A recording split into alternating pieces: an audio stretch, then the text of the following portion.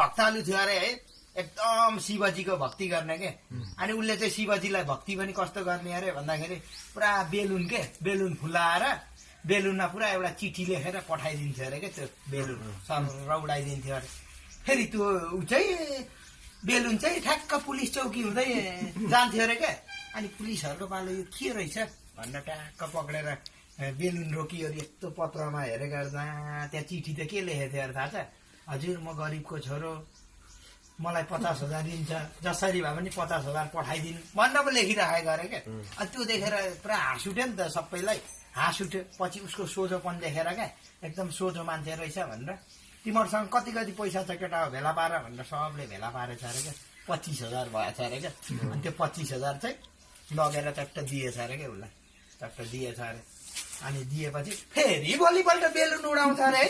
आज चाहिँ के लेखेछ भनेर टक्क बेलुन पक्रियो अरे अनि चट्ट हेरे गर्दा है त्यो हेरेर तिनीहरू बिहोस भएछ अरे क्या के लेखेको थियो अरे थाहा छ हजुर